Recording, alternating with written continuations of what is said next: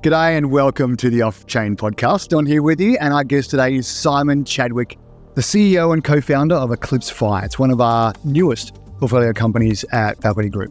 Eclipse Fi is the next generation of launch protocols for projects building on the Cosmos ecosystem, designed with the best-in-class UX and long-term growth at its core.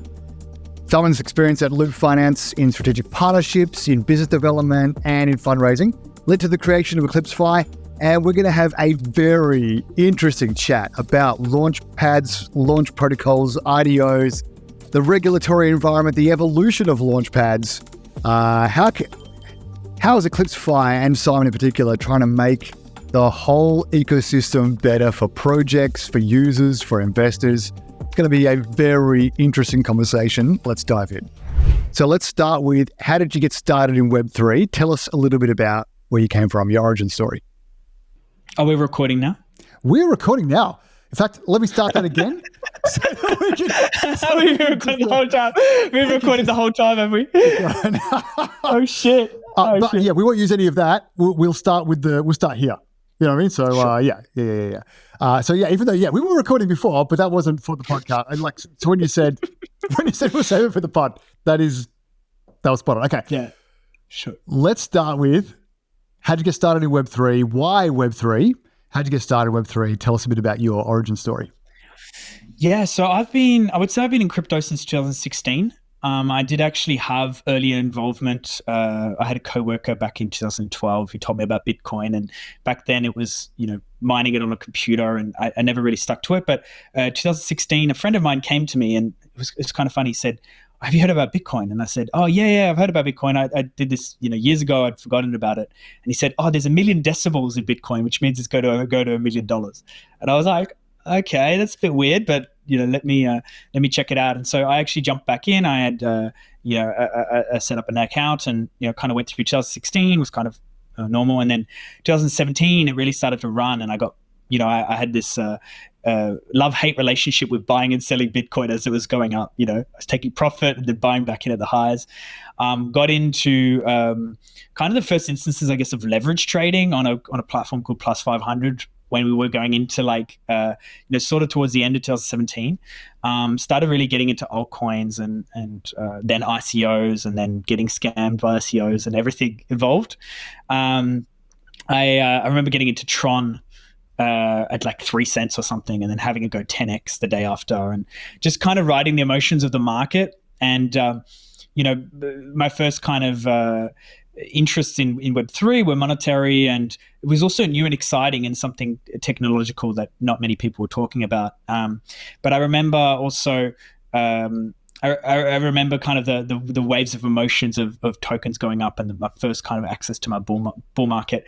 I even booked a flight to the Himalayas. This is a hilarious story, maybe for the podcast, and I'll cut it short. But after kind of start of 2018, my portfolio had gone up heaps, and it started to drop. And I thought this was going to be a second wave, and so I actually decided to book a flight to the Himalayas and not touch my phone pretty much for a whole entire month, and hope that after I came back from this month in the Himalayas that my portfolio would be back up, which is absolute insanity.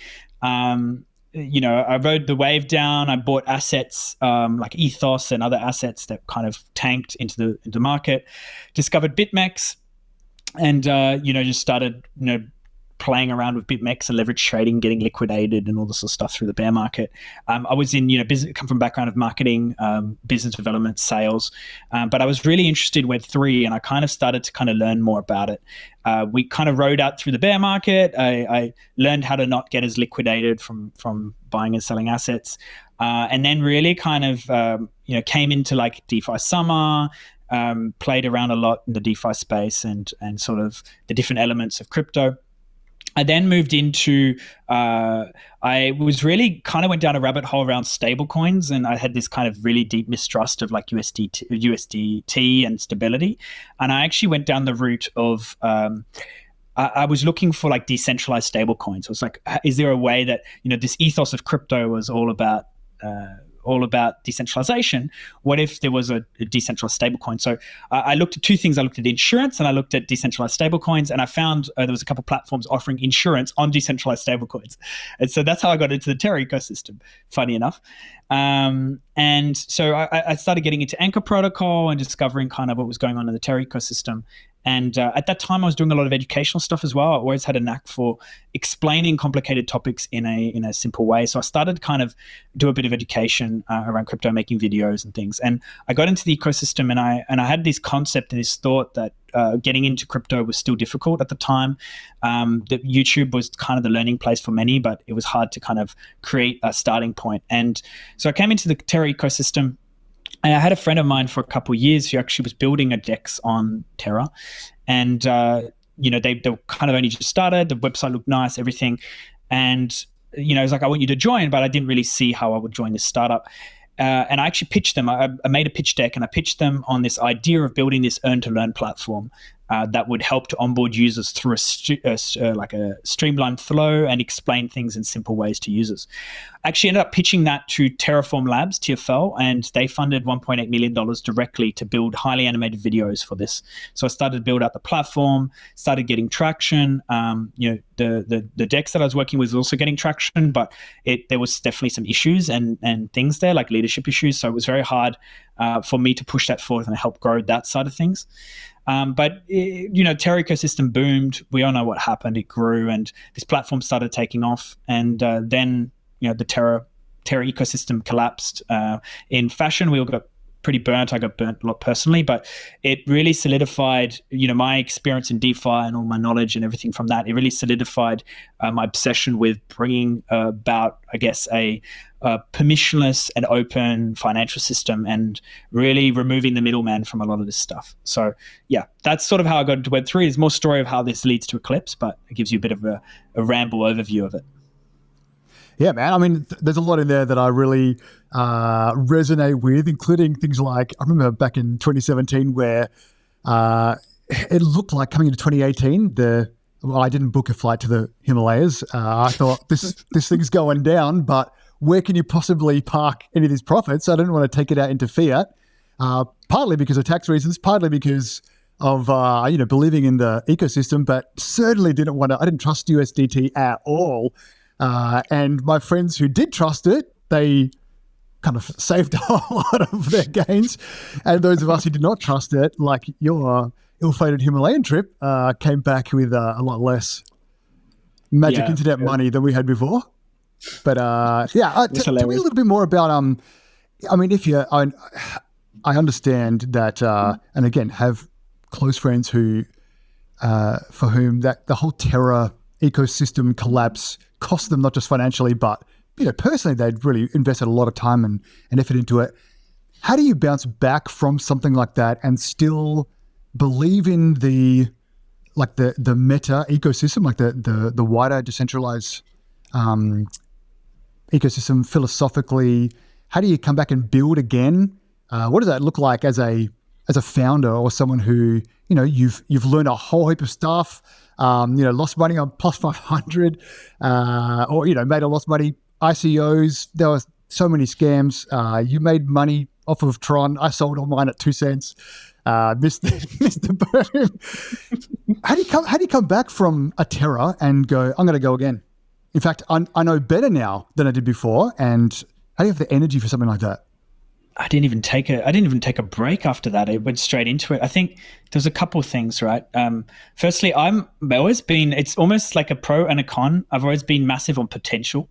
I always see the potential in things rather than seeing them just for their face value. So, whenever I made these educational videos, why I was really good at doing that was because I always looked at the ideal state of something, like why was it created and what is the potential to be, as opposed to what it is right now. Because if I looked at crypto right now, I'd probably look at just a bunch of L1s and L2s doing airdrops and milking airdrop farmers and sort of like where it's at. But I actually look at, if we build this to its optimum state, what is the best case for society and what is the way that this can impact people's lives? And I've always taken that approach with everything I do. When I build something, or if I want to build something, it's like, I know that I'm building a vision and it's not in that state, isn't complete to that just yet.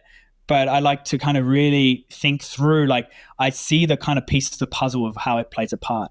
Now, Terra, had that where maybe the execution of it, there was problems with the model, but the concept and the vision, the ethos was right. The concept and the ethos was that the space needs decentralized money to give people proper control over their own finances. Now, the model was flawed, and that's always a problem in the short-term thinkings. But the end goal was actually something quite remarkable, because it managed to simplify this for the new user, where there were applications like Alice and Cardo and Anchor that were really brought benefits and brought kind of a vision of on-chain, bringing people on-chain and having benefits from this system that only till now had only been reserved for nerds, right? Pretty much. Right. It still is, but Terra was starting to bridge that out of it. It was starting to show how this could be used in more of the real world.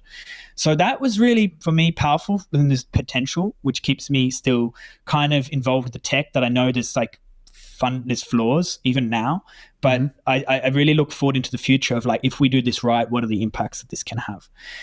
What really kept me going, I think there was a couple things after the Terra collapse. I had a taste of what was possible, and I had a taste of loving and being obsessed with this industry. And so after the Terra collapse, there was no chance of me going away. I was going to keep going through it. It was tough. I didn't really have a chance to slow down. And I think it came from wanting to support other people through it. I got hit pretty hard, but I saw how broken everybody was when the Terra collapse happened. And so, really had to kind of step up and be want to kind of set an example for people around.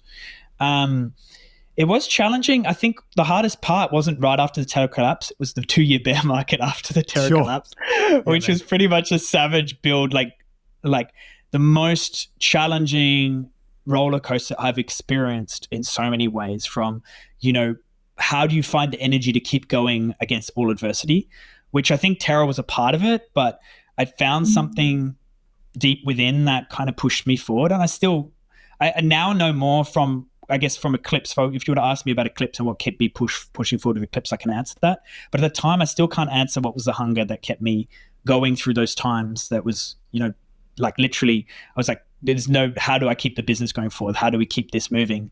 And somehow found the energy to do it. I don't fully know the answer to it, but there's maybe maybe I got a mental illness or something that pushed me through it. But I haven't stopped the whole time since then. And I'm really happy that I kept going. Yeah, man. Well, one of the things that I like about the bears is that, or not the bear, individuals, but the bear markets, is that it is a bit of it does clear the field of some of the scammers and the wannabes and the, here just for profit, not to actually make something good or better. And it enables people to be focused on building rather than just on, devs do something, what's happening with the token price, et cetera. And I'm not saying that those kinds of questions aren't important, but an extended bear can be crushing, but a decent bear can be very clarifying. And so I'm just wondering for you, how did you get to Eclipse? You do get scammers as well. I still noticed even during this period, you do get the scammers just get more elaborate in a way, they just have to. But also, do you know what it does? It forces you to be better. It doesn't just filter out that from the builders. It just means that okay, I've talked to 100 VCs and my deck's not getting traction. I have to pivot until I find traction. And you end up having to just get so much better because that's what the market demands. And when you've got a low entry barrier, people can raise a bunch of money off nothing. Then there's nothing that's challenging or creating a filter, or also forcing even individuals to grow at a ridiculous pace, because you just have to meet the standard that's there. And I think that was one of the best lessons from the whole bear in some capacity, was I had to grow immensely as a person. I had to really delve deep inside in different areas to just go, if this isn't good enough, then I just have to get better until it is, right? And sure, the narratives and timing plays a big part. Like I was building a launchpad in a bear market, it's just the wrong timing. But I'm kind of glad I did that, because it meant that I had to sharpen the tools to mean that when everything kind of became easier, everything was there because I'd worked on it so hard during that time and I'd explored it and everything. So that's kind of the case. It was a little bit of a messy story, like coming into, this evolution from Terra into building Eclipse. after the whole DEX building on Terra and everything that happened, I really wanted to go my own way, and just due to the fact I was a little bit exhausted with being in a startup and maybe I was working with guys or leaders that had a lot of, again, what I was talking about, like raising a ton of money in the bull market, but just not maybe coming from the right place and having the right heart, but not being competent in decision making, which frustrated me because I love to put 110% into something, but I don't want to put 110% into a sinking ship. It's very tiring when you're pushing really hard and everything is just kind of like sinking, and not just because the market is, but just because just everything in general. So I looked for kind of opportunities to go do something else. I had an opportunity to take over a Launchpad after the Terra collapse. They'd been building on Terra and the team kind of dissolved a little bit. And so I took over that. And this is where the pain started, because I inherited a platform that already had investors, like it already raised kind of a pre-seed round. Going into a bear market, having to like rebrand and do all this sort of stuff, I moved to the Cosmos ecosystem because I saw there was a need for it. I was talking to a lot of founders and there was need for a Launchpad solution in the Cosmos at the time. We're coming into the end of airdrop fatigue season, if you like. And so we kind of came into that, talked to a lot of investors. We got a couple of angels in, there was some interest. But then quickly the market deteriorated, and quickly, I'd really dug into the Launchpad model, how to build more sustainability for the model, how to give earlier access to communities. I was taking this whole meta path of, how do we kind of make it better? But it wasn't differentiated enough, in my opinion, compared to what I know now. But I was still kind of exploring this. And then the bear market hit full force and we couldn't raise, and we're just kind of pretty much on no runway, trying to run devs, trying to move this forward, try to find every single way you could make this move. And so I just went to partnerships, pivoting, and I just started really, really BDing and building up a lot of connections, partnerships, networks, VCs, everything possible, figuring out what the best angles were for evolving it in the current meta. And it was really interesting. I ended up building a good relationship with Delphi Labs in the process, who wanted to kind of partner with a Launchpad across the Cosmos ecosystem. We made the decision to go to Say Network. That was a dumpster fire in its own. I'm not going to go too much into the details, but it built up a lot of hype and stuff. But there was a lot of experience there with being dependable on an external source that didn't always have your best interests. And we kind of got to kind of a bit of a flash of hopium where we were like, okay, cool, maybe this is the light at the end of the tunnel before that getting like pulled out from under you. But all of this was just a massive learning experience where the whole entire time kept going at full steam, kept building relationships, partnerships, networks, learning more about the space. The more I learned, the more I got disgruntled with the state of being.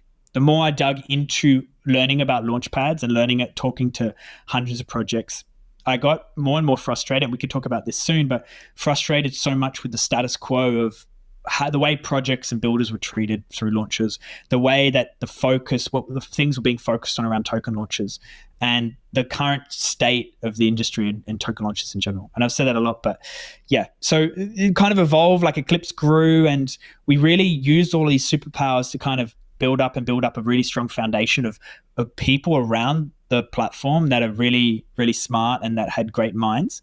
And then all of that led back to traction, and it kind of got us to where we are now, which is really, really well positioned. We have really, really good connections, really good deal flow, really good people behind Eclipse. We're going quite an innovative route, and we're attracting great talent. And so I think kind of having that strong conviction and foundation for all these things have led to the place where we've built a very stable foundation for Eclipse, where we can actually go to the next level with all the lessons and learnings of those multiple years of adversity.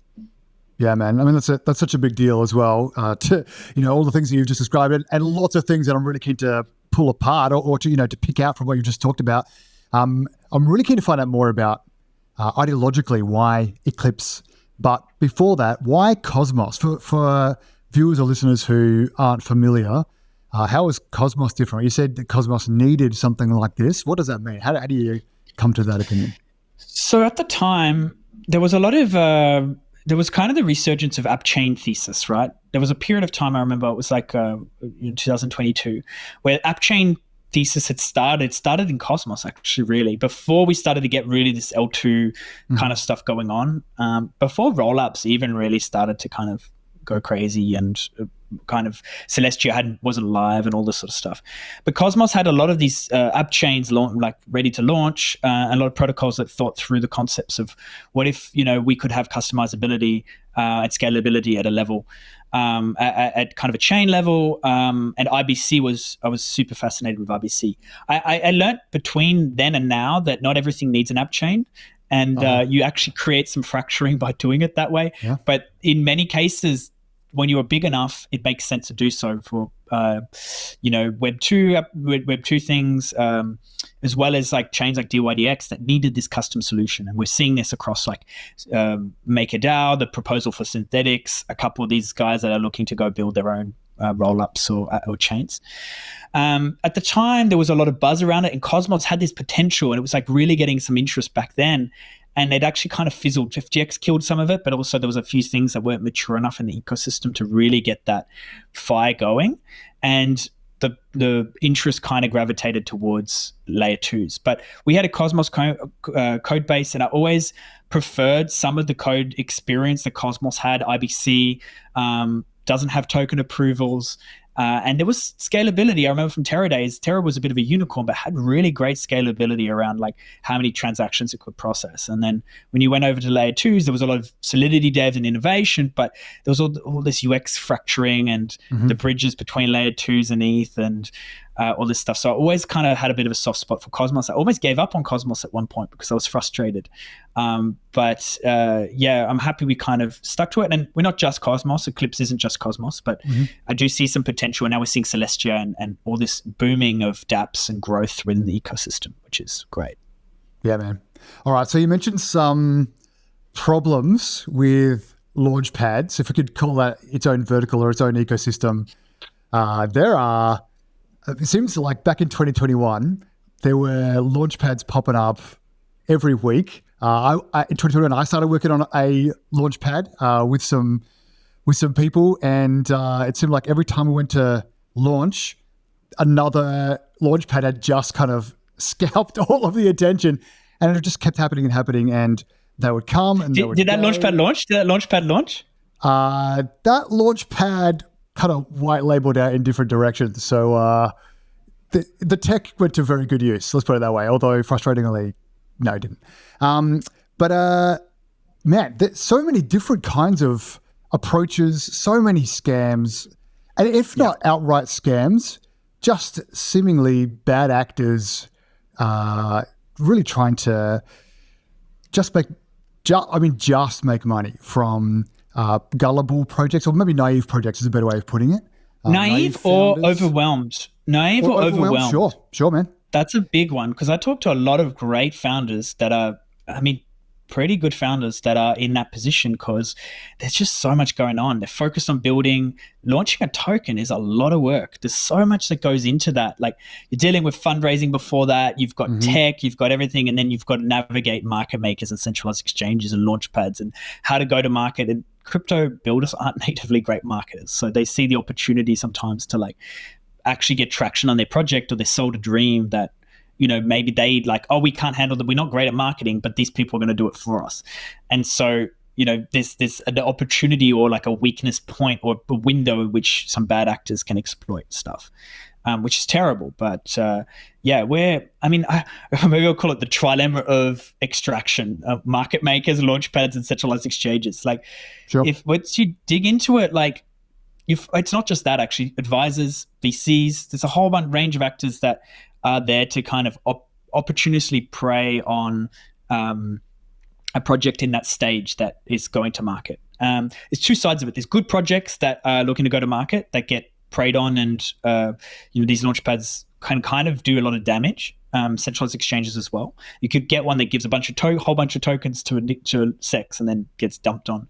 And the other side is, I guess, the launchpads taking average projects and turning them into great projects is another thing, right? Where you see a lot of like average stuff that are just run by marketers, or they're good at selling gold. I think there's a couple of things here, right? Like, so in my perspective, I see a lot of predatory behavior. I talk to a lot of projects that are like, we want to launch our token. We don't know how to launch our token. We can, there's this very limited options. You go, okay, CoinList and Binance Launchpad, very hard to get into. The fees and exclusivity contracts and stuff are pretty tight. They're still going to take their pound of flesh. I've heard of many issues and problems with CoinList from layer ones and some of the history there. But they're the premium solution. It's where the layer ones, the bigger protocols, will likely want to launch. Then you have Field Foundry, which I think is a great solution, but it's sort of been, for a period of time, it's kind of niche to Ethereum. There's not a lot of external marketing. You've got to really run your own marketing with that. But they, took the cake next to CoinList and Binance Launchpad, where they had the second amount of, revenue. They did quite well, but it's a permissionless platform. Then at the other end, you had the IDO Launchpads, and that's a whole can of worms where, for the most part, they're birthed out of bull markets, and their role is to pump your token because they only care about X's. They're marketing platforms that are thinking through ROI, and because they're thinking through return on investment or pump and dumps, they attract these very mercenary communities for the most part. They typically try and edit projects' tokenomics. They're trying to take cuts, like early cuts, large fees in tokens.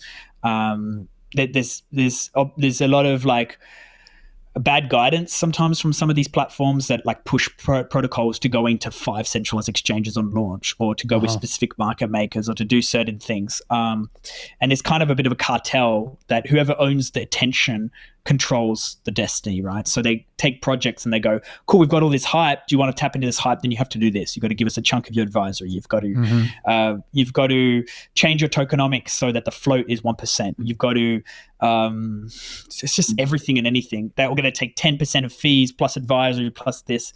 And then they're good salespeople, so they convince projects and things to do things a certain way, which may not be up to their best interests. So you end up with many different situations where projects are either they're not good projects coming through these launch pads, or they're good projects that are kind of in a hard boat where they're like, I don't know how to launch. I don't trust anyone, and I want to launch my token. Airdrops is also not always a good solution. Airdrop fatigue sets in. Not everybody is a Celestia or a Dimension or something kind of at that scale. And typically those airdrops are done. They've got large market makers, large valuations, and it's different.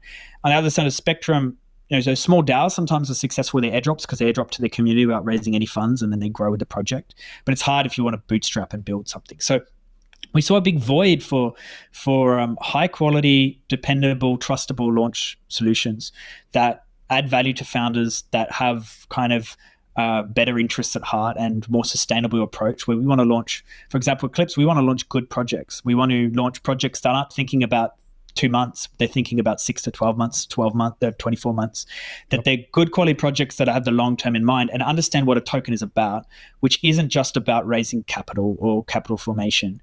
It's actually about aligning a community, and it's your best opportunity to get the right people in with your project. And actually, there's utility of tokens, but there's also it's an ability to build a community around your token. And if you've got a platform that's just focused on pump and dumps and short-term gains, it's going to attract the wrong users, and you're just going to end up mercenaries. And so you end up with these projects. They do a launchpad, which is about a marketing tool, end up with a whole bunch of mercenaries. It's only going to be until the price is bottomed out sometimes that people kind of scale back in. So yeah, it's a very strong driver and a passion thing for us. And I'll touch on something in a second. Do you think there's a place for IDO platform as a marketing device, or is it just wholesale to predatory?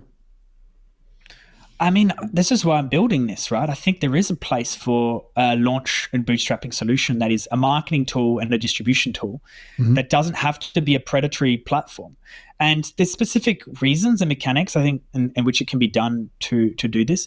But it takes a really strong fortitude to not do that, because there's so many opportunities. Like, we turn down projects that maybe would make us a hell of a lot of money, or we could do really well, but that's not the legacy I want to build, right? That's not the standard that we want to build. So it takes a lot of no, we're not going to do this.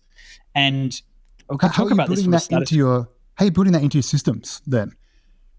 So there's a couple of things, right? So one of them, monetization has to come outside of just fees taken from direct launches. I'll dig into this maybe a little bit later in the call, but it's very important that if you're doing, okay, I'm going to do a launch and I'm going to take a percentage of the raise. That's kind of limiting, right? Like, from a business model perspective, it means you need to be actively launching quite a lot, and people kind of favor volume, they favor volume of launches. And it's also like it's very active and not passive, right? You can take like advisory fees and things like that, which is still a good business model. I think like if you're doing a lot of work, incubation advisory is good, but it's challenging if you've got a high quality project that's coming to you that's a really good project. They've raised their round, they've done everything. You're not really like, it's different. You can invest early, like even at Eclipse. This is alpha, but we've invested in a couple of projects through Eclipse. But we've got an external monetization source and a way that we can generate revenue on other ways that don't have to do it that way. I think it's really like it takes also. You need to have connections. I don't think you can do this very well without having connections to get the high quality deal flow and to be in a position that can attract the good deals. But I think as well, it's setting a standard and expectation of what you expect from projects. Like, there's marketing KOLs, all sorts of stuff. But, we were an example of a project that, we did go on Launchpads, we did do a bunch of stuff, but we were very transparent and we really focused on quality. We didn't give in to the predatory things. And we had a very successful launch of our own token. And we see that, like, if you take a good project and you support them in the right ways with, raising, narrative, marketing, that sort of thing, you can actually launch a project and it could do quite well and get the results needed without it needing to resort to kind of like dodgy tactics or things like that. So we just want to be building not super, I wouldn't say that we're super passive, we're quite aggressive, but we want to put founders first and ensure that is, that is like the first focus of everything that we do. I don't know if that answers your question. Well, so I don't want to like share secrets or anything like this. I'm just wondering about, and then how do you monetize a structure like that incentivizes value add, but also collaboration as well? Great question. This actually is a really interesting thing. So even though we would call ourselves a launchpad, we're quite more than that. I would go down the route that we're moving more towards a liquidity hub route. Okay. So it starts about 12 months ago with the relationship, more than 12 months ago, but the relationship with Delphi Labs that was formed. So Delphi Labs, if you don't know much, the kind of the incubation arm of Delphi Digital, Delphi Ventures, and they were building on Terra. They were really big builders on Terra. They built Astroport and Mars, or they contributed to Astroport and Mars, and that was a juggernaut protocol. $1.8 billion TVO at peak, $1 billion a day in volume at Astroport. And when the Terra collapse happened, they kind of got in this lost ground, but they decided to choose Cosmos as their home base, and we started to build a relationship. They understood the power of they have Astroport. They understood that launchpads were really important for go-to-markets and token listings, a really key piece of doing this. And it really sucks when you try and doing it on a launchpad and a DEX at the same time. Like, right. I've seen it happen. We know we didn't want to build our own DEX because it's just two different focuses that really split you out. And it takes a lot of work to build a DEX. It takes a lot of work to build a launchpad. And as well, from their perspective, they wanted to stick to kind of what they knew and do the DEX. And so they wanted to kind of create good relationships with launchpads and a launchpad across the Cosmos space. So we started really brainstorming on ways in which we could align Eclipse Fi with Astroport in the Cosmos ecosystem to create a synergy between DEXs. We had to be careful with how we do it because Astroport is a protocol and it's meant to be decentralized, or it is decentralized and intended to be more neutral. And same thing, we want to be more neutral. We don't want to kind of just pick one DEX. But they proposed something called ARC75, which was a fee sharing proposal that started with Astroport, which was that you would enable launchpads to share 10% of trading fees of the pools that they list on Astroport, which was the start of kind of the direction that we went in. So that was kind of stage one. And we're like, that passed through. It was really good for us because, like, okay, if we list pools on Astroport, we could share in the trading fees of the volume that we generate or we bring in. That can kind of create a bit of revenue, at least, or sustainability. Yeah. Then it evolved into Astroport and Delphi started pioneering going back towards Vote Escrow Astro, VX Astro, which was something that was massive on Terra. It was this huge narrative across the ecosystem where everybody was fighting for accumulation of Astro to control where the incentives went. They remodeled this a bit. They moved it away from the curve model, but they started announcing and bringing that back to Terra. To Cosmos, sorry. And so it started to get some trend. Terra started accumulating a large amount of Astro. Neutron got a bunch of Astro. A few of these chains started to kind of play this game because Astroport had become the top decentralized exchange for Injective, for Say, for Neutron and Terra. And it was started to position itself quite nicely in the Cosmos. So we're talking with the Delphi Labs team and they said, it would be kind of cool if Eclipse could get a large amount of Astro tokens and could start redirecting liquidity incentives from the vote escrow Astro towards the projects launching through Eclipse. And so we started with this, sort of ticked off a bit of like a mad genius innovation thing where we're like, okay, no one's done this before. This would be really cool if we could kind of create value adds around the Launchpad of ways that we could kind of support founders more. And liquidity is bootstrapping is definitely one. Like, how can we kind of, if all these projects are fighting for this liquidity, how do we kind of become the go-to place that would allow projects to kind of tap into that liquidity incentives? And the cool effect was that the better the projects that you launch, the more it kind of grows your ecosystem, and then the more value you can then add back to these projects. And it's kind of a flywheel. So we took this a step further and we figured, okay, now that VX Astro is going to go live, how do we accumulate large amounts of VX Astro in different ways so that we can have more power to send more liquidity incentives to projects? And so we delved into different staking models and contracts that we could go down to have people stake their Astro and get rewarded or have benefits by doing that. And we actually found a governance aggregator that had been building on Cosmos, and we acquired them. So we acquired the code base for a governance aggregator similar to a Convex that would enable us to actually acquire large amounts of Astro tokens in the protocol. Nice. Generate revenue from that, because you actually, part of the model is you take a percentage of the trade of the staking rewards that come from that, and it would allow us to essentially rent or buy the voting power of these Astro holders in exchange for high yield, and then use that to both give voting power and more enhanced utility to the Eclipse token, but also have a portion of that go towards the projects and help to really deepen liquidity incentives for projects that we're listing. So we sort of explored that, and we released a white paper about a week and a half ago around this, and it seems to be getting a lot of interest and traction. And it's actually really interesting when you synergize both those models of like, what if you start to bring in things around the Launchpad? If you think of the Launchpad as an extremely strategic thing for ecosystems, and then you bring things around it that kind of feed into that. We're not building our own decks, but we're building like liquidity moats and things around this so that we can kind of support founders. And our last bit of my ramble is that most people did the opposite, where they build an ecosystem and then they look for a Launchpad to fill that ecosystem and to launch projects on that ecosystem. We did the opposite, where we want to build a center Launchpad that is super influential, that it can actually shape ecosystems, because we control liquidity, we have access to deal flow, we support founders, and suddenly you become a very valuable strategic centerpiece, because everybody wants that deal flow, everybody wants that liquidity, and everyone wants those users. So that's kind of our strategy, is taking a very different approach to how this works. So if what I'm hearing right, kind of in terms of like the go-to-market strategy, part of the strategy is if you make the ecosystem, if you make your offering very attractive to the world-class founders and world-class projects, then users will want to come and acquire those tokens. Therefore, you don't need to worry about the users so much. I'm not saying you're not worried about the users. I'm saying if your first priority is, well, founders are being treated not well by many launchpads. We're not trying to kind of cast aspersions on every launchpad, obviously.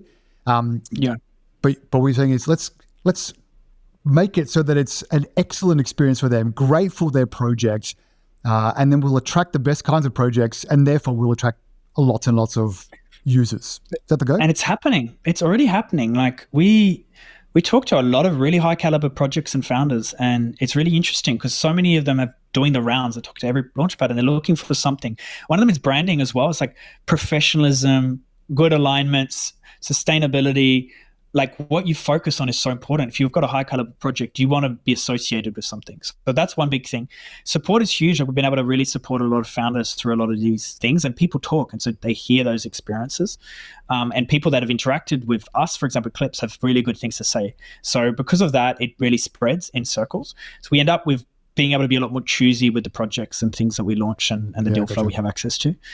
So that's one big thing that we're really wanting to do, and it hasn't happened yet fully because we've been fairly bandwidth stretched, is building up a lot of thought leadership and education for founders, because we run into very similar things a lot of the time, which is founders that are good builders, they come in and maybe their tokenomics, they need help with that, or raising or fundraising rounds, maybe legal, go-to-markets around launches. How do I launch? All this sort of stuff. So we really want to solidify on being a builder hub as well, a support hub where we can really help with education, thought leadership and stuff around different elements through the journey. So we're helping to take some of that pressure off founders.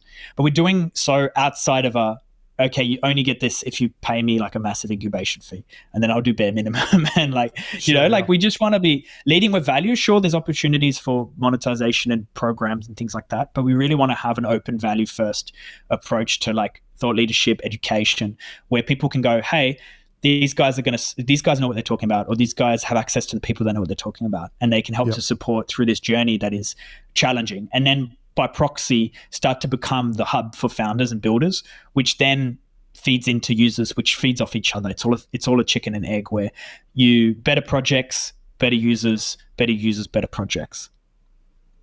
Yeah, man. And that kind of leans back into some of your earlier education stuff as well. If you're already a pro at that, your mind already thinks in those kinds of ways, and it seems like a very kind of obvious and certainly needed thing to have happen. And connection as well. I don't want it to just be us creating content. I really want to bring in different leaders, which we have access to because we network a lot and we talk to a lot of people that have specialized, experience or knowledge in their fields, and they can help to kind of come in and run workshops and do stuff. So it's definitely important to us. I think I see it so many times. It's definitely a pattern. I mean, I've been on hundreds of calls with founders and I see the exact same patterns over and over and over. And so I've kind of really passionately know that there's something here and there's something that needs to be fixed. And this is what got me through this savage bear market. I mean, there was periods of times, like now we're well funded, but there were periods of time we completely ran out of money and we literally had to run off fumes.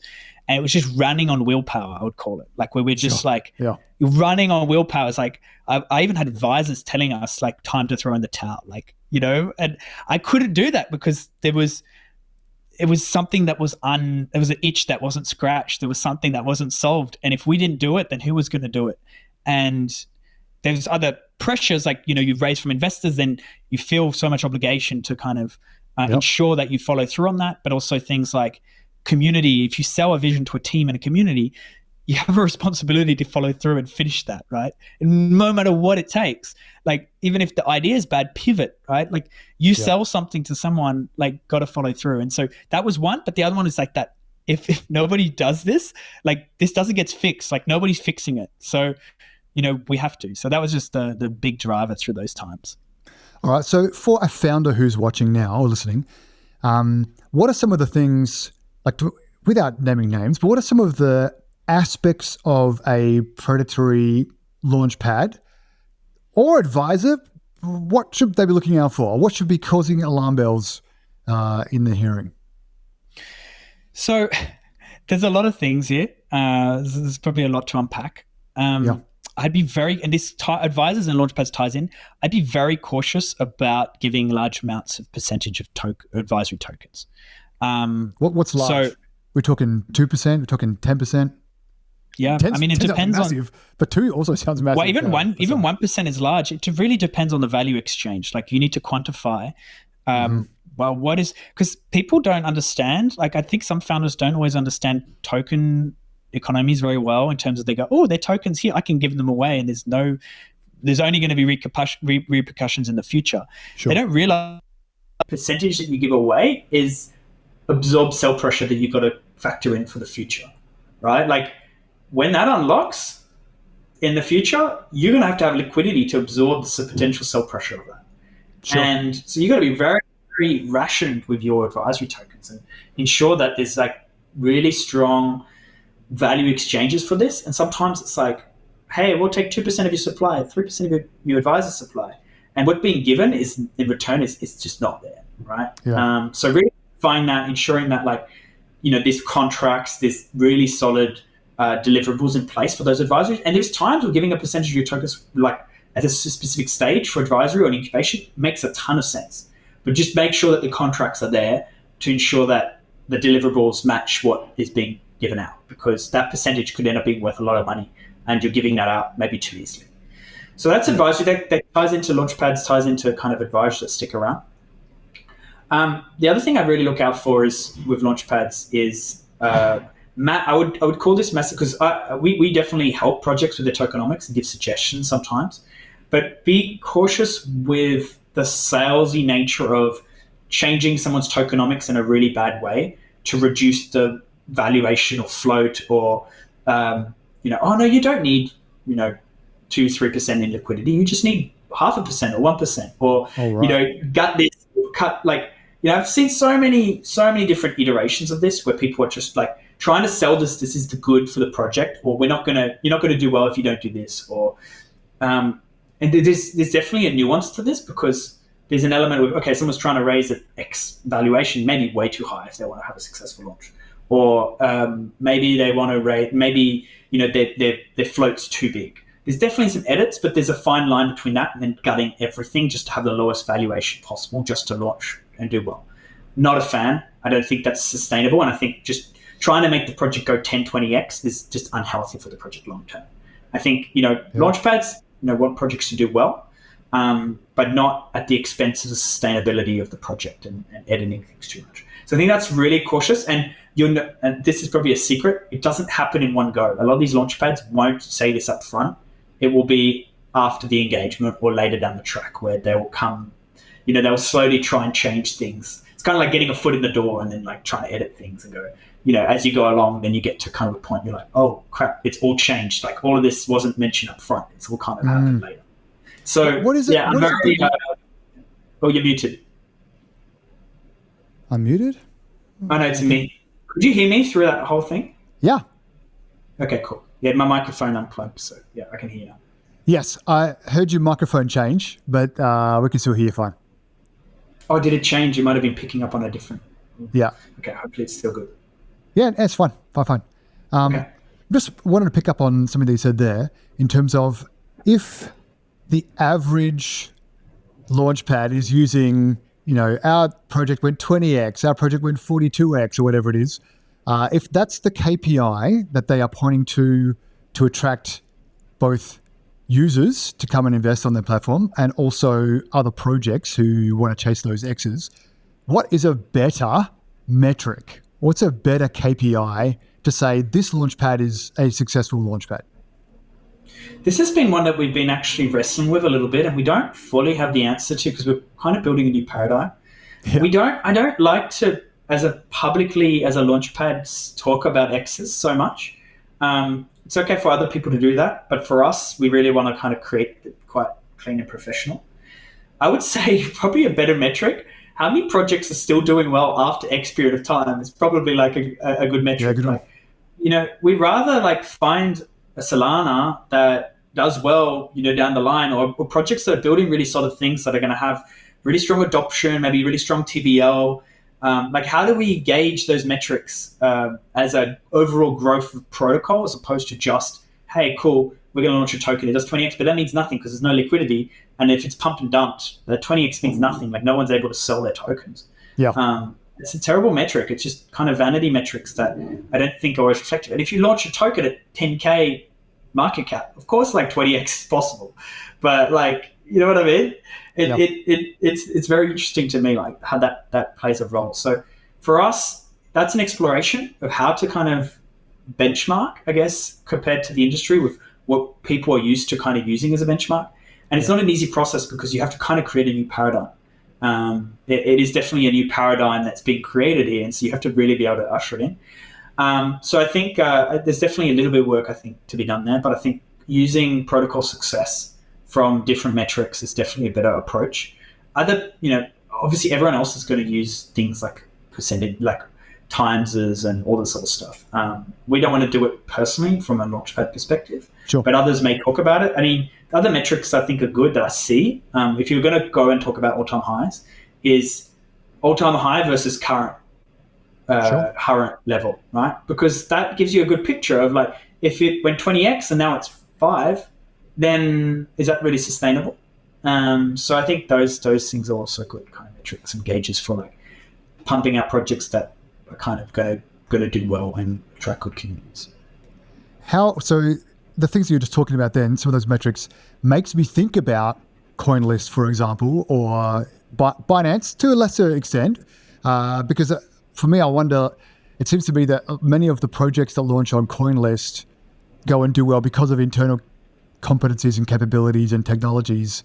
Many of the projects that seem to do well on Binance, you can't underestimate the Binance factor of that, and still yet to see kind of the longevity of those. How do you play with the big boys in that sense? How do you kind of get yourself up into that tier? Which is kind of interesting because we've missed on a couple of projects because of CoinList exclusivity contracts. I don't know if I'm allowed to say that, but I think I am. But I think that's pretty well known, right? Yeah, and projects that we were, are very close with. But we're playing the long game. We hear there's issues with CoinList. There's issues like Binance and CoinList do take their royal share. I think there's room for more. I think there's room for more people at the table. And I'm not saying that we're right there just yet and that we're at that CoinList level, but there is a big gap between CoinList and the big gap between CoinList and the top launchpads, right? It's a massive gap. It's actually phenomenal. So even in that gray space, there's room to be filled in. And we're just going to focus on what we do best, which is supporting founders, attracting better builders. And we also building a DeFi. So we have an advantage that we're not a centralized platform either. And so with the right architecture and the right things, if we went down a CoinList route and got to a CoinList level, we would have other advantages from being kind of on-chain as opposed to off-chain. There's certain things that you miss out on, for sure, but there's also advantages. And we've been really thinking through account abstraction, cross-chain architecture, ways that we can kind of recreate this simple kind of approach, but focus this more on DeFi and decentralized stuff. Yeah, nice one. Account abstraction, that's kind of if we have more time, I'd love to go deeper into that because I think it's a pretty hot topic at the moment. We've spoken a lot about the projects, a lot about the Launchpad thing, the Launchpad kind of ecosystem and some of the problems there. Just talk about the users for a minute. What does onboard your grandma UX look like? What is it? That goes back into the account abstraction. That comes back into the account abstraction stuff. Yeah. I don't want to put too many bits. There's some stuff I don't want to spill too much because something coming out in about 2 weeks, I think. That's really cool from one of our partners. But essentially, we actually, this is something we're still very passionate about. We've pushed it back in the roadmap a little bit, I think, because the Equinox and the governance aggregator, I think we want to really build out this is counterintuitive, but we want to build out the degen, the very crypto native foundations first, which most launchpads are going for retail users first, and then that's the main focus. We want to build out very strong foundation of guys that are DeFi native because we want the mind share. We really want to have that quality focus and that quality premium standard, and then kind of create simplicity on top of it, and then approach retail when the foundations are there. Yep. But onboard your grandma is something that is actually possible now with the account abstraction tech that's around, which is really thinking through how do you kind of create a UX and flow where users don't have to go through MetaMask or they have to jump through millions of chains. So essentially, you even now there's platforms like Obi and things like that, where you can create smart accounts. The smart accounts can set up wallets for multiple different chains under one account without having to go and download a seed phrase. And then from that, those smart accounts, and it can actually sign transactions on other chains and do and be given specific permissions to take action on behalf of the users. Those are custom things. So there's a custom build there that we've been kind of mapping and working on behind the scenes, which will mean that users can kind of set up the smart account. They have the permissions to the smart account, session keys and things like that. But then when we run a launch, the user won't need to know that USDC is on Polygon or Arbitrum or all this sort of stuff. It will all be kind of abstracted away and controlled by the smart account behind the scenes. Mm-hmm. So that's for us what we really want to get to in the end, which is an account that people create that feels like a centralized exchange, that can enable users to participate in specific actions without needing to sign a million transactions or manually breach or do all this sort of stuff. And there's a bit of work to be done to that, but I believe we can definitely get there. And that's kind of our vision, to kind of create that simplification layer for users. Yeah, man, that sounds really good. We are nearly out of time. I'm keen to have you back on in 6 or 9 months to hear how you've gone implementing the things you're talking about. But I'm wondering, in the next 6 to 9 months, obviously you're very excited about what you're working on. What are some of the other things in crypto, in blockchain, Web3 generally? Where do you think we're going? What narratives or What ideas are you most excited about in 2024? Yeah, it's interesting. I mean, I'm getting a little bit tired of infrastructure, I'll be honest. I see so many like bridges and things pop up. I really want to go back into an DeFi app summer where we see more innovation and composability built on top of DeFi solutions, which would be fun. Now we're going into a lot of money markets and perps and stuff. That seems to be the narrative. We've got a lot of RWAs, which are popping up. Social Fi is exciting. This Deepin, which has just come up, I'm still trying to wrap my head around Deepin. It's like a new term for something that's been around for a while. The same thing with RWAs. It's like we just kind of given it a new name for something that maybe has been around for a while. But I'm seeing a lot of like tokenization of real world assets and stuff. I think it's definitely a good way to go. We want to kind of bridge the TradFi with DeFi. More account abstraction is one I'm very excited about. I think now more than ever, people start to think through how do we kind of create simpler on roads to crypto and DeFi as opposed to these like complex, chunky, multi-step processes with MetaMask or these other wallets. I'd say they're the main ones. There's more to come. I love more Launchpad solutions similar to us in the sense that we're seeing a few protocols come up and really focusing on early raising, community-focused capital formation. That's something that really interests us, and I don't see it as a necessary competitor to us. I see it as a synergy of how do we bring access back to the users that are really helping to build these protocols. I think that's something I'm very excited about seeing more pop up. So there's a few things. There's definitely some interesting stuff pop up, but I'm excited for the next 6 to 9 months. Sounds great. Thanks heaps for joining us today. If people want to find out more about Eclipse or hear more from you personally, where can they find you online? Twitter's really good. Obviously, we're active on Twitter, Discord, Telegram. We're going to be doing a lot more videos and things, like we talked about thought leadership on YouTube. I've been wanting to do it for a while. I even have a good setup in general. Just the time factor is difficult when you're building a protocol. But if you dig into like Twitter and Discord and Telegram, you'll find a lot of information. YouTube will come up, and you'll be able to kind of learn more and stay in the loop, find out about the launches coming up, find out about what we're trying to do. We're going to build quite transparently is kind of our goal. So yeah. Nice. Well, good on you, man. Thanks for joining us. All the best with Eclipse, with the coming projects, and looking forward to hearing from you again soon and following your story. Look forward to it, man. Love it. Thanks for joining us today. We hope you enjoyed this episode of the Off-Chain Podcast. We love bringing you great guests like Simon, and as always, hope we've inspired you to learn more about Web3, about technology, thinking about the future. And as always, would you do something for us? Like, share, and subscribe to this channel.